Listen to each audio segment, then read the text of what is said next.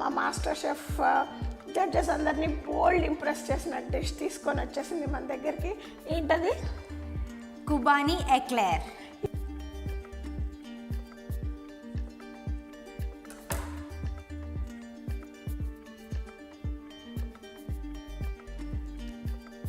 చేయగలుగుతుందేమో, జాగ్రత్త కృష్ణ, వేడిగా ఉన్నట్టుంది.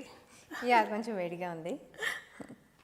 దాంట్లో బోల్డ్ అంత స్టీమ్ ఉంటుందండి, తీసేటప్పుడు కొద్దిగా జాగ్రత్తగా చూసి తీసుకోండి. దీనికి ఇట్లా మనం క్యావిటీ చేసేసుకున్నాము. సో దీంట్లో ఫిల్లింగ్ పెట్టేసుకున్నాం. ఇవి కూడా ఆరిపోయినట్టున్నాయి కదా కుర్బానీలు కూడా. యా, కుబానీ కూడా ఆరిపోయినాయి. జనరల్గా హైదరాబాద్లో కుబానీ సగము మ్యాష్ చేసేసి సగం పీసెస్గా ఉంచి పెడతారు, కానీ నేనైతే దీన్ని పీసెస్గానే స్టఫ్ చేస్తున్నాను. సో తినడానికి కూడా చాలా బాగుంటుంది బయట. సో దాన్ని మెత్తగా ఉన్న మరి మెత్తగా చేస్తే ఇది కూడా మెత్తబడిపోతుంది కదా, ఇలాగే పెడితే చక్కగా స్టీమ్ అప్పుడు మనకి బయట కూడా వస్తుంది అండ్ చాలా బాగుంటుంది. కుర్బానీ ఇంత ఈజీగా చేసుకోవచ్చని నేను ఎప్పుడూ అనుకోలేదు. చాలా సింపుల్గా చేసేసావు దాన్ని. కుబానీ చాలా ఫేవరెట్ డెజర్ట్ హైదరాబాద్లో. ఇది లేకుండా మీకు ఏ హోటల్లో అసలు ఫుడ్డే కంప్లీట్ అవ్వదు. దీంట్లో కొంచెం సిరప్ ఉంటుంది కదా, దీన్ని ఎక్స్ట్రా ఫ్లేవర్ గురించి పైన వేసుకోవచ్చు. బ్యూటిఫుల్ గోల్డ్ కలర్లో ఎంత బాగుంది ఫ్లేవర్, హనీ లాగా. ఎస్. ఇప్పుడు దీని మీద మన కస్టర్డ్ పైప్ చేసుకుందాం.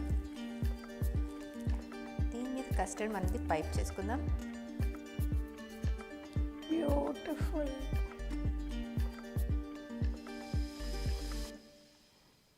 భలే ఉందిరా. అందుకే నీకు ఇది టాప్ డిష్ అయి కూర్చున్నారు. ఇప్పుడు దీని గురించి కావాలంటే మనం ఇంకా ఎక్స్ట్రా డెకరేషన్ గురించి, కలర్ గురించి, సిరప్స్ అట్లా. సిరప్ అసలు హనీ లాగా ఉంది కదా, చూడండి ఎంత బ్యూటిఫుల్ కలర్, గోల్డెన్ డ్రాప్స్ వచ్చినట్టున్నాయి దాని మీద. అవును. It's time for plating. ఏం పైప్ చేస్తున్నారా? కస్టర్డ్ని ప్లేట్ మీద కొంచెం పైప్ చేస్తున్నాను. వండర్ఫుల్.